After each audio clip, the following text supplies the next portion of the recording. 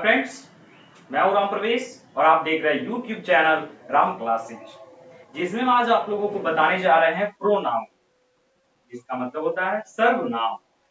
तो ये पूरा का पूरा डिपेंडेंट रहता है, हमारा सर्वनाम जो है डिपेंडेंट रहता है नाउन।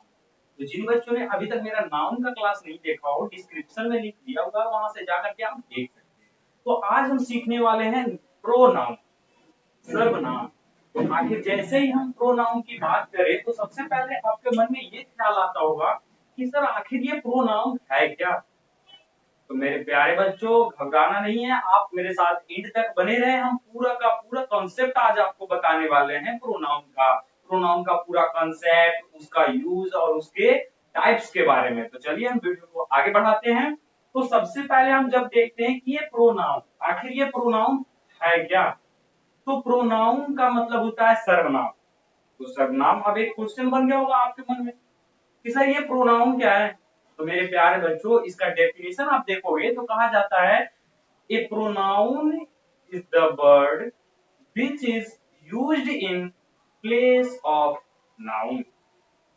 इसका मतलब ये हुआ कि प्रोनाउन एक ऐसा वर्ड है, प्रोनाउन एक ऐसा वर्ड है जो कि नाउन के स्थान पे आता हो। मतलब नाउन के बदले आने वाले शब्द को हम क्या कहेंगे, प्रोनाउन कहेंगे। तो आखिर प्रोनाउन है कौन कौन, तो हम दो चार एग्जांपल दे देते हैं, बाकी के सारे हम उसके पार्ट के उसके पॉइंट्स में देखेंगे। तो जैसे हम एग्जांपल दे देते हैं, आई, बी, यू, ई, सी, और भी बहुत सारे हैं प्रोनाउन के काइंड्स। तो हम बारी बारी से सबके टाइप्स देखेंगे। तो चलिए हम एग्जांपल के तौर पे लिखेंगे, आखिर प्रोनाउन नाउन के स्थान पे क्यों आता है, ऐसा सवाल आता होगा आपके मन में। तो चलिए हम बता देते हैं। कहा जाता है नाउन के रिप्लिकेशन से बचने के लिए, नाउन के रिप्लिकेशन से बचने के लिए हम लोग प्रोनाउन का यूज करते हैं। कहां पे, नाउन के स्थान पे। तो चलिए हम एक एग्जांपल ले लेते हैं। Ram is a good boy. Ram's father is a farmer. तो आप यहाँ देख सकते हो कि हमने दो सेंटेंस दिया, Ram is a good boy, Ram's father is a farmer. तो आप यहाँ देख सकते हो कि Ram Ram double double time आ रहा है। तो इसके लिए हम प्रोनाउन यूज करेंगे। बार बार बोलने में, नाम बोलने में सही नहीं रहता है। तो इसके लिए हम क्या करेंगे, प्रोनाउन का यूज कैसे करेंगे, देखो। तो सबसे पहले तो कह सकते हैं हम कि Ram is a good boy. Okay, अब यहाँ राम्स फादर, ओके, तो यहाँ कर सकते हैं his father is a farmer. तो अब यहाँ पे हिज जो आया, नाउन के स्थान पे आया, राम्स के स्थान पे आया। नाउन्स के स्थान पे आने वाले शब्द को ही तो हम क्या कहेंगे, सर्वनाम कहेंगे। ओके मेरे प्यारे बच्चों, तो इस तरीके से हम क्या कर सकते हैं, देख सकते हैं वीडियो को। आगे हम चलिए उसके काइंड्स के बारे में, हम नाउन के काइंड्स के बारे में जानते हैं। तो उससे पहले हम फिर से ये डेफिनेशन इसका रिपीट कर देते हैं। तो कहा जाता है a pronoun is the word which is used in place of noun. I mean noun के प्लेस पे यूज होने वाले वर्ड को हम क्या कहेंगे, प्रोनाउन कहेंगे। ओके मेरे प्यारे बच्चों, तो इसका हिंदी हम फिर से बता देना चाहते हैं। तो इसको कहा जाता है कि सर्वनाम किसी संज्ञा के स्थान पे आने वाले शब्द को हम सर्वनाम कहेंगे। तो आखिर हम कैसे, तो चलिए देखते हैं इसके काइंड्स के बारे में, उसके बाद हम सारे प्रोनाउन के बारे में पढ़ेंगे। तो चलिए देखते हैं काइंड्स ऑफ प्रोनाउन में लिखा हुआ है सबसे पहला subjective pronoun, objective pronoun, possessive pronoun, reflexive pronoun, interrogative pronoun, indefinite pronoun और डेमोन्स्ट्रेटिव प्रोनाउन। तो ये सारे प्रोनाउंस के काइंड्स हैं। तो हम एक एक करके सारे प्रोनाउंस के बारे में देखेंगे। तो सबसे पहले हम सब्जेक्टिव प्रोनाउंस का कुछ एग्जांपल्स बता देते हैं, उसके बाद पार्टिकुलर हम टाइप बाय टाइप बताते चलेंगे। ओके मेरे प्यारे बच्चों, तो चलिए देखिए एक एग्जांपल हम ले लेते हैं कि आप खाना खा रहे हो, यू आर ईटिंग फूड। तो आप यहाँ देख सकते हो यू हमारा क्या है, एक प्रोनाउन है, सब्जेक्टिव प्रोनाउन इसको कहते हैं। कैसे सब्जेक्टिव प्रोनाउन कहेंगे, तो आप देख सकते हैं यू जो है एक सब्जेक्ट की तरह यहाँ पे काम कर रहा है। सब्जेक्ट की तरह काम करने वाले प्रोनाउन को हम क्या कहेंगे? सब्जेक्टिव प्रोनाउन कहेंगे। तो चलिए हम पार्टिकुलर सब्जेक्टिव प्रोनाउन को आगे देखते हैं। तो सबसे पहला पार्ट हमारा आता है सब्जेक्टिव प्रोनाउन। तो आखिर सब्जेक्टिव प्रोनाउन के कैटेगरी में कौन कौन से प्रोनाउन आते हैं? तो चलिए हम इसकी बात करते हैं। तो हमने लिखा ही, सी, आई, यू, दे, वी। ये सारे के सारे जो हमने प्रोनाउन लिखे वो सब्जेक्टिव प्रोनाउन आएंगे। क्यों आएंगे सब्जेक्टिव प्रोनाउन? क्योंकि ये सारे के सारे प्रोनाउन सब्जेक्ट की तरह काम करते हैं। कैसे? हम एग्जाम्पल के थ्रू लेते हैं। जैसे वह जा रही है, She is going. She is going. तो आप यहां पे देख सकते हो she is going.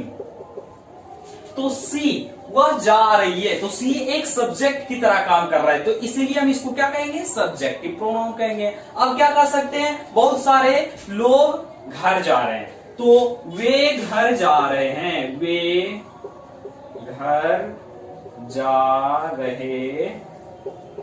तो इसको हम बना सकते हैं दे आर गोइंग होम।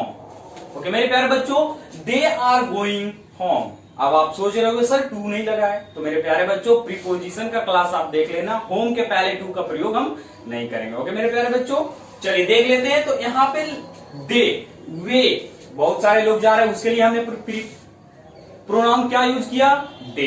तो क्या कर सकते हैं कि दे आर गोइंग होम। तो यहाँ पे दे हमारा क्या हो जाएगा? Subjective pronoun. इसी तरह से आप देख सकते हैं आप घर जा रहे हो, you are going home. Okay मेरे प्यारे बच्चों, इस तरीके से सारे के सारे जो सब्जेक्ट की तरह काम करेंगे वो हमें सब्जेक्टिव प्रोनाउन में आएंगे। ओके मेरे प्यारे बच्चों, तो आगे इसके बाद आता है ऑब्जेक्टिव प्रोनाउन। तो चलिए हम उसको भी देखते हैं। ये हमारा दूसरा पार्ट जिसे हम लोग ऑब्जेक्टिव प्रोनाउन कहते हैं। तो अब देख लेते हैं कि ऑब्जेक्टिव प्रोनाउन के साथ कौन कौन से प्रोनाउन आएंगे। तो यहाँ लिखा हुआ him, her, me, you, them, us. ये वर्ड जो हमने लिखे हैं वो ऑब्जेक्टिव प्रोनाउन की तरह काम करते हैं। तो चलिए हम एग्जांपल के थ्रू समझते हैं। तो हम लिख रहे हैं यहाँ पे राम मेरे साथ जा रहा है।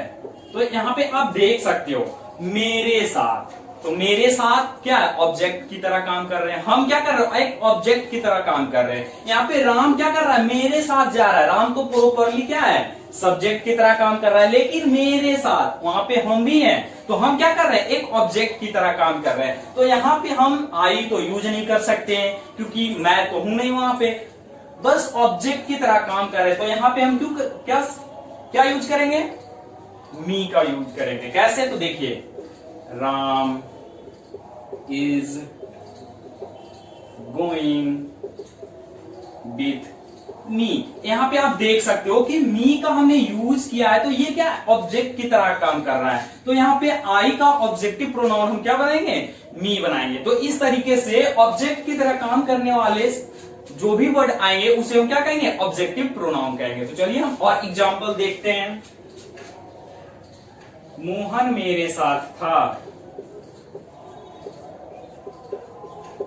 मेरे साथ था। तो हम क्या कर सकते हैं? मेरे साथ। फिर हम यहाँ पे किसका काम कर रहे हैं? ऑब्जेक्ट की तरह काम कर रहे हैं। तो देख लेते हैं इसका कैसे बनेगा। तो मोहन वॉज विथ मी। यहाँ पे फिर आप देख सकते हो कि मी, आई का हमने ऑब्जेक्टिव केस लिया तो हमें क्या आ गया? Me. Mohan was with me, Mohan मेरे साथ था। इस तरीके से हम आगे का एग्जाम्पल देखते हैं। तो आप देख सकते हो बहुत सारे एग्जाम्पल्स हम लेने वाले हैं अभी और पूरे क्लियर करने वाले हैं ऑब्जेक्टिव प्रोनाउन को। तो चलिए मेरे प्यारे बच्चों देखते हैं कि वे लोग आपके साथ खेल रहे हैं। आप यहां पे देख सकते हो कि वे लोग सब्जेक्ट की तरह काम कर रहा है और आपके साथ। आई मीन आप जो वहां पे हो ऑब्जेक्टिव केस में आ जाते हो। तो मेरे प्यारे बच्चों एक इंपॉर्टेंट बात मैं बता देना चाहता हूं, यू का सब्जेक्टिव और ऑब्जेक्टिव फॉर्म यू ही होता है, इसका कोई चेंजिंग नहीं होता है। तो इसे हम बनाते हैं, क्या बनाएंगे, they are playing with you, they are playing with you. यहां पे आप देख सकते हो यू जो हमारा है वो ऑब्जेक्ट की तरह काम कर रहा है, ऑब्जेक्टिव केस में आते हैं। ओके मेरे प्यारे बच्चों, तो इसी तरह से और सारे एग्जांपल आप लेकर के देख सकते हो। तो हम आगे बढ़ते हैं तीसरे पार्ट के बारे में, जिसे हम लोग पोसेसिव प्रोनाउन कहते हैं। चलिए आगे देखते हैं हम पोसेसिव प्रोनाउन तीसरा पार्ट। तो आप देख सकते हो कि इसमें हम लिखे हैं हिज, हर, माई और ऑब्लिंग माइन लिखा हुआ है, योर, डियर, आर्स। उसके बाद हम दूसरे कैटेगरी में हमने लिखा है his, hers, yours, theirs, ours. तो आप देख सकते हो यहाँ पे दो कैटेगरी लिखा हुआ है, ये क्या है, सिंगुलर के लिए, ये प्लूरल के लिए है। तो चलिए हम एग्जांपल के थ्रू समझते हैं। जैसे हमने लिखा है कि ये किताब आपकी है, और यहां पे हम लिखते हैं ये आपकी किताब है। हमने यहाँ पे दो सेंटेंसेस लिए हैं, ध्यान से देखना मेरे प्यारे बच्चों। हम दोनों सेंटेंस को बारी बारी से बताने वाले हैं, इसमें कुछ डिफरेंस है बनाने के। तो चलिए हम देखते हैं, ये किताब आपकी है और ये आपकी किताब है। इसमें देख सकते हो कि यहाँ पे ये के साथ किताब लगा हुआ है और यहाँ आपकी के साथ किताब लगा हुआ है। नाउन जो बुक नाउन है वो किसके किसके, एक सब्जेक्ट के साथ लगा हुआ और एक ऑब्जेक्ट के साथ लगा हुआ है। तो ध्यान से देखना, हम बना रहे हैं। अगर सब्जेक्ट के साथ लगा हुआ है तो बुक भी क्या होगा, सब्जेक्ट की तरह काम करने लगेगा। तो ये क्या हो जाएगा, दिस बुक। दिस बुक एक सब्जेक्ट की तरह काम करने लगा। अब लिखेंगे this book is your, this book is your. अब यहां पे क्या लगाएंगे, अगर सब्जेक्ट के साथ नाउन नहीं आ रहे हैं तो केवल सब्जेक्ट को ही सब्जेक्ट बनाएंगे। जैसे ये, तो दिस इज योर बुक, ऐसे बना सकते हो आप। चलिए हम नहीं समझ में आया, कोई बात नहीं, फिर से एक एग्जांपल के थ्रू हम देखते हैं।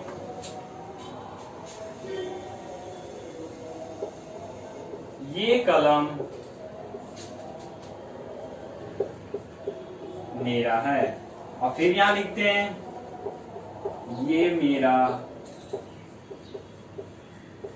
कलम है। आप फिर से देख सकते हो कि यहाँ पे सब्जेक्ट के साथ हमारा क्या आ गया, नाउन आ गया, और यहाँ पे ऑब्जेक्ट मेरा, ऑब्जेक्ट जो हम मेरा काम कर रहा है उसके साथ यहाँ पे नाउन आया। तो फिर उसी तरह से बनाएंगे, अगर सब्जेक्ट के साथ नाउन आता है तो सब्जेक्ट बना लेंगे। कैसे, तो दिस पेन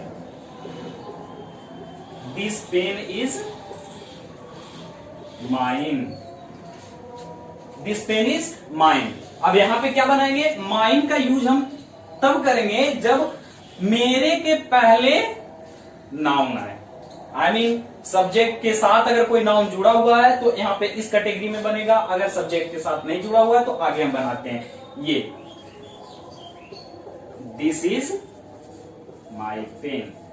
इस तरीके से आप बनाओगे मेरे प्यारे बच्चों, एकदम कंफ्यूज नहीं होना है। अगर वीडियो समझ में नहीं आए तो रिपीट करके देखो, बार बार देखो मेरे प्यारे बच्चों, उम्मीद है कि एकदम समझ में आएगा। तो इस तरीके से हम दोनों कैटेगरी का यूज करेंगे। ओके, चलिए हम आगे देखते हैं अगले पार्ट, रिफ्लेक्सिव प्रोनाउन के पार्ट। फिर से हम देखते हैं अगले पार्ट, चौथे पार्ट, रिफ्लेक्सिव प्रोनाउन के बारे में। तो रिफ्लेक्सिव प्रोनाउन के अंतर्गत कौन कौन आते हैं, तो यहां हमने लिखा my self, your self, herself, himself। ये इसमें सेल्फ्स लगे होते हैं। सेल्फ्स का मतलब होता है स्वयं। अगर इसके डेफिनेशन की बात करें तो इसका डेफिनेशन होता है it refers back to the subject, it refers back to the subject of a sentence. मतलब उसमें स्वयं की बात करी जाए, जिस प्रोनाउन में सेल्फ्स लगा हो, स्वयं की बात करी जाए, वैसे प्रोनाउन को हम क्या कहेंगे, रिफ्लेक्सिव प्रोनाउन। तो हम एग्जांपल के थ्रू समझते हैं कैसे, आखिर खुद की बात करी जा रही हो। तो चलिए देखते हैं हम। कहा जा रहा है कि मोहन घर स्वयं जाएगा। क्या लिखा हमने, मोहन घर स्वयं जाएगा, तो Mohan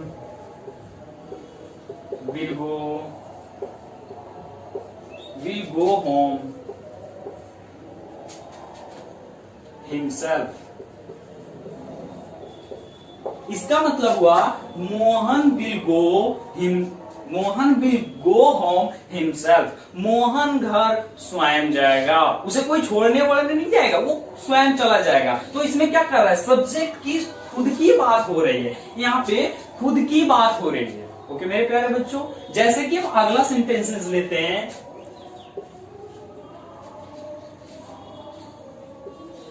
you will read yourself.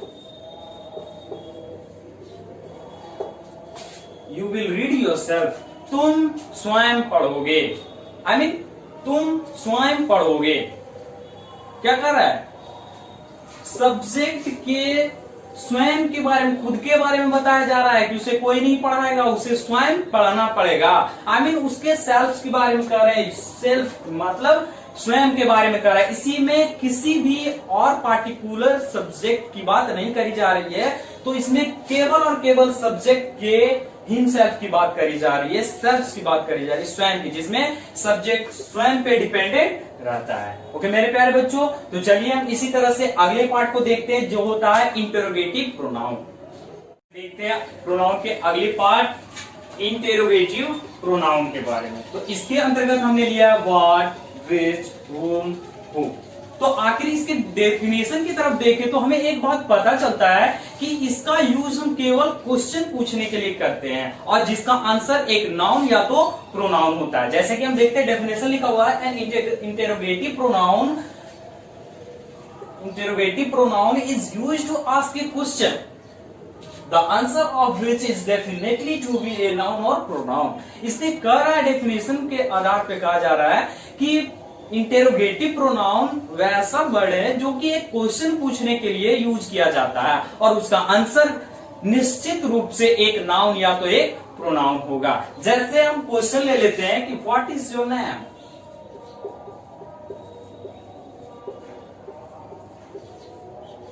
हमने लिया what is your name, question mark आ जाएगा। अब यहाँ पे देख सकते हैं कि व्हाट हमने यूज किया है इंटेरोगेटिव प्रोनाउन के रूप में। अब इसका आंसर क्या होगा, जैसे मेरे से कोई क्वेश्चन पूछ रहा है व्हाट इज योर नेम, तो मैं क्या कहूंगा, माय नेम इज राम, या तो सिर्फ राम। तो यहाँ पे हम लिख सकते हैं राम। तो राम क्या है, एक प्रॉपर नाउन है, तो ये आंसर हमारा क्या हो गया, नाउन ही होगा। ओके, अब अगले क्वेश्चन की तरफ चलते हैं। अब कहा जाता है हु टीचर्स यू, आपको कौन पढ़ाता है। हु इंटरोगेटिव प्रोनाउन, तो हमें जो भी कहेंगे हमें टीचर पढ़ाते हैं, तो माय टीचर। तो यहाँ पे टीचर क्या है, कॉमन नाउन में आ जाएगा। तो डेफिनेटली ये सारे वर्ड जो है क्वेश्चन पूछने में यूज किए जाते हैं, और उसका आंसर एक नाउन या तो प्रोनाउन हो सकता है। इसे हम लोग क्या कहेंगे, इंटरोगेटिव प्रोनाउन। तो चलिए हम फिर से आगे की तरफ बढ़ते हैं। छठे नंबर पे आता है नंबर का इंडेफिनिट प्रोनाउन, जिसके अंतर्गत हम ले चुके हैं all, both, each, few, everyone और मेनी। तो चलिए हम इसके यूज सेंटेंस में देखते हैं। जैसे क्या हम कर सकते हैं, बहुत सारे लड़के मान लो बाजार घूमने जा रहे हैं, बहुत सारे लड़के, मोहन, सोहन, रवि, विकास, मेनी, बहुत सारे। तो अगर हम उसमें कह सकते हैं किसी का पार्टिकुलर नाम अगर लेके कहें, तो Ram is going to market, Mohan is going to market, Sohan is going to market, Vikas is going to market, तो ये अच्छा नहीं है।